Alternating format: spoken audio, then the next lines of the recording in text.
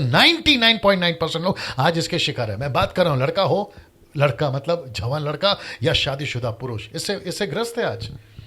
आपको पता तक नहीं। और ऊपर से बाइबल क्या कहती है, ये शरीर क्या है? परमेश्वर का मंदिर। अगर ये शरीर परमेश्वर का मंदिर है तो ऐसी वाली हरकतें क्यों जी? ऐसी वाली हरकतें क्यों? अब इसको देखो, दूसरा राजा 9:22। येहू को देखते ही योराम ने पूछा, हे येहू क्या कुशल है? येहू ने उत्तर दिया, जब तक तेरी माता एजेबेल छिनालापन, जो कि इंग्लिश वर्ड है प्रोस्टिट्यूशन और टोना यानी कि जादू टोना करती रहे, तब तक कुशल कहां? जब तक एजेबेल प्रोस्टिट्यूट करती रहे, जो कि छिनालापन लिखा है यानी कि व्यभिचार करती रहे, तो कैसे कुशल रहेगा? चर्च के अंदर, मैं पहले एक और वचन बता देता हूं, प्रकाशित वाक्य 2:20, यीशु का स्टेटमेंट है। जानते हो क्या कहा यीशु मसीह ने? बड़े ध्यान से सुनेगा। यीशु ने कहा, पर मुझे तेरे विरुद्ध यह कहना है कि तू इस स्त्री एजेबेल को रहने देता है, जो अपने आप को भविष्यवक्तन कहती है और मेरे दासों को व्यभिचार करने, मूरत के आगे के बलिदान खाने को सिखलाकर बरमाती है। तो इसका मतलब है कि ये एजेबेल की spirit, the spirit of Jezebel, आज भी कलीसिया में काम कर रही है। आज भी कलीसिया में देखो आप, ये आपके मोबाइल फोन में है, ये आपके लैपटॉप में है, ये आपके टीवी टेलीविजन में है, ये आपके इंडियन आइडल में है, ये आपका इंटरटेनमेंट प्रोग्राम में है, ये आपके बिग बॉस में है, ये आपकी गर्लफ्रेंड में है, ये आपके बॉयफ्रेंड में है। ये एक ऐसी स्पिरिट है जिसको कहते हैं द स्पिरिट ऑफ जेजेबेल। मैंने इसके ऊपर एक वीडियो बनाई है, यूट्यूब पे देख लीजिएगा। आप सोच नहीं सकते हैं ये स्पिरिट किस लेवल पर काम कर रही है। इसलिए तो लेखक कहता है, एक भाई हैं जिन्होंने फेसबुक पर यह वचन डाला, मैं उनको थैंक यू कहता हूं, वहां से मैंने उसको उठाया। कहते हैं कि जब तक ये एजेबेल जिंदा है, कहां से कुशल रहेगा? कहां से कुशल रहेगा? कैसे ठीक चलेगा? कैसे ठीक चलेगा? वापस इसको रख रहा हूं मैं आपके बीच में, द स्पिरिट ऑफ जेजेबेल। मैं आपको बताऊं क्या हालत है आज मसीहों की, नॉट अविश्वासियों की, मसीहों की। आप सोच नहीं सकते हैं, दुनिया भर के लोगों से, चाहे कोई भी धर्म के हो, रात दिन वो सब करवाती है जो अकेले में होता है। ये एजेबेल स्पिरिट ये सब करवाती है। इसलिए मैंने लिखा द स्पिरिट ऑफ जेजेबेल। मैंने बीच में प्रचार किया था, मुझे याद नहीं आ रहा कब किया था। मैंने पूछा था कि पास्टर तुम्हारी आंखें कैसी है जब तुम किसी लड़की को, औरत को देखते हो? मैंने पूछा था कि जवान लड़का जो तुम वर्शिप लीड कर रहे हो, माइक पकड़कर चर्च की कांग्रेगेशन के सामने, तुम्हारी नजरें कैसी है जब तुम किसी लड़की औरत को देखते हो?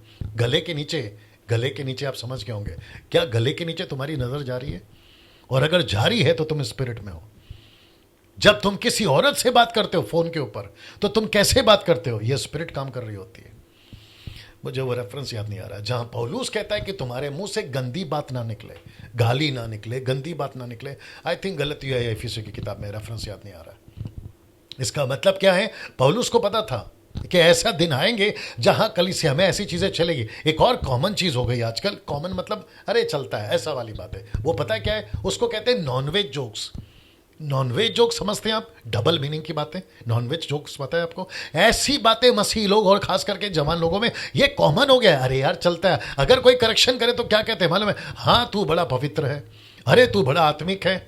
ऐसी बातें करते हैं, शर्म आनी चाहिए आप लोगों को। ऐसी हरकतें करते हो तो शर्म आनी चाहिए।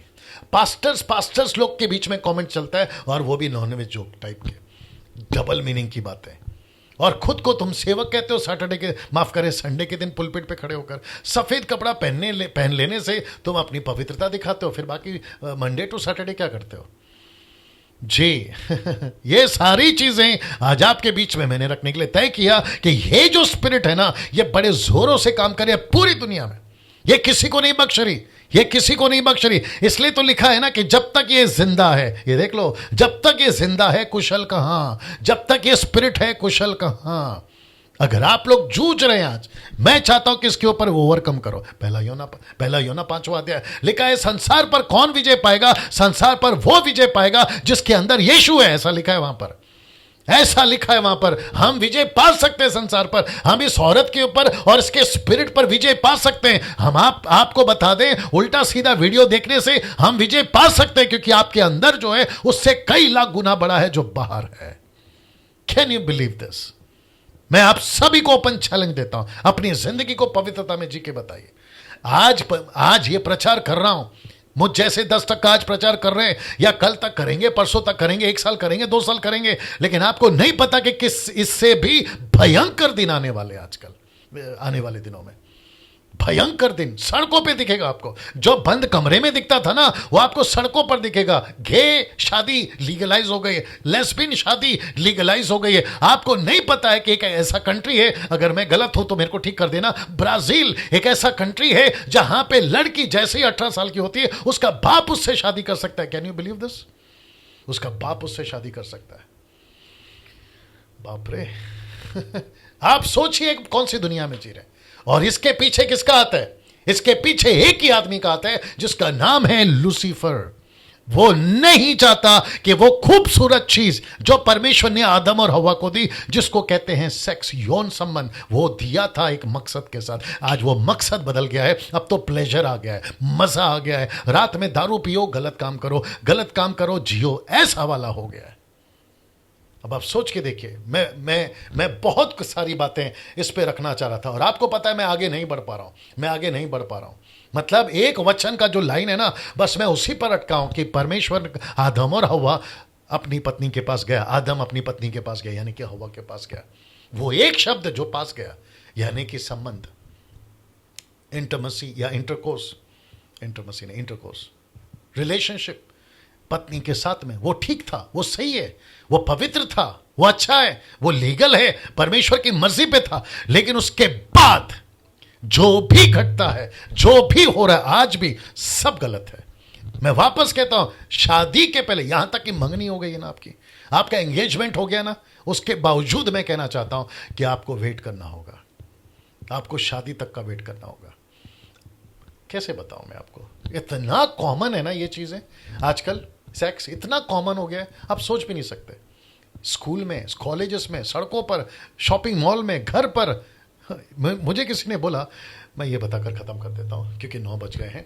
मुझे किसी ने कहा, बोला पास्टर डैनियल, ये सब बड़े बड़े शहरों में होता है, गाँव में नहीं होता। मैंने बोला, जितना गंदा काम गाँव में होता है ना, उससे बड़ा तो और कहीं नहीं होता। बोला वो कैसे? मैंने कहा कि शहर में अगर आप कुछ भी करोगे ना तो फट से पता चल जाता है, क्योंकि शहर के लोग बहुत स्मार्ट हैं और सब चीज़ें सबकी नजर रहती है। गांव में किसको पता क्या कर रहे हैं आप? और मैंने ऐसे ऐसे किस्से सुने, मैं अभी सबकी गिनती एक साथ नहीं कर रहा हूं, ये भी याद रखो। ऐसे ऐसे किस्से सुने हैं कि बहू ससुर के साथ, ससुर बहू के साथ, देवर भाभी के साथ, भाभी देवर के साथ। अब आप सोचिए, गांव की बात कर रहा हूं। पेड़ के पीछे क्या कर रहे हैं किसको पता, पहाड़ के पीछे क्या कर रहे हैं किसको पता, घर में सब बाहर गए, आप घर में अकेली, आप है ना सोचिए आप, बाप रे।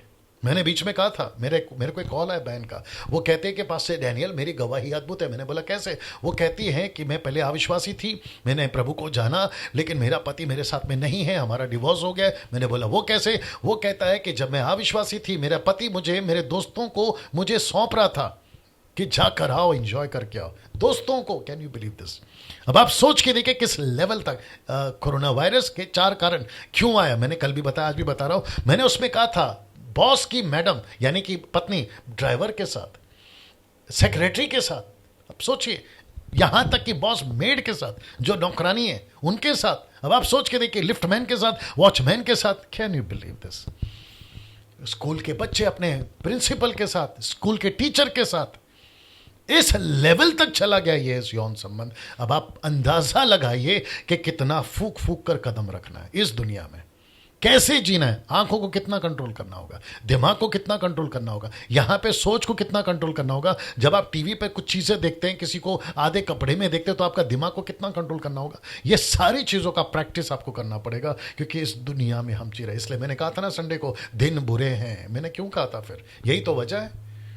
चलिए दोस्तों, मैं समझता हूं कि आप लोगों को आज बहुत सारी बातें मैंने बताई है, विशेष करके इस क्षेत्र में। मैं कल यहां से कंटिन्यू करूंगा, यहां से कहां गया? ओके, एक वचन का जो था ना मैंने डाला था, ये नहीं, उसके आगे का कि उससे कहन हुआ, फिर आगे की जो बातें हैं वो आपके बीच में रखूंगा। और याद रखिए, आपको फिर कल मौका है इस नंबर पर फोन करने का, जो कि मेरे मित्र हैं तो करिए, मेरे शत्रु हैं तो करिए। आपको पीठ पीछे बात करने की आदत है, मत करिए। आपको नंबर दिया हूं, मुंह पे बात करिए, कॉल करिए। हमको आपसे पूछना है, बिल्कुल पूछे। मेरी चर्चा किसी और के साथ मत करिए, डायरेक्ट मेरे साथ करिए। अगर आपके पास में कोई प्रश्न है, आप लोग बिल्कुल कर सकते हैं। परमेश्वर आपको आशीष दे।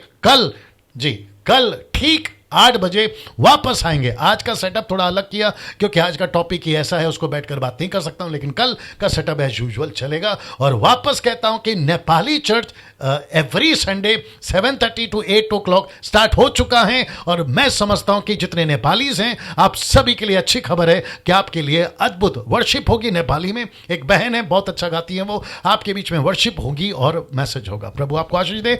कल ठीक 8 बजे फिर मुलाकात होगी। अपना ख्याल रखिएगा। जय मसीह।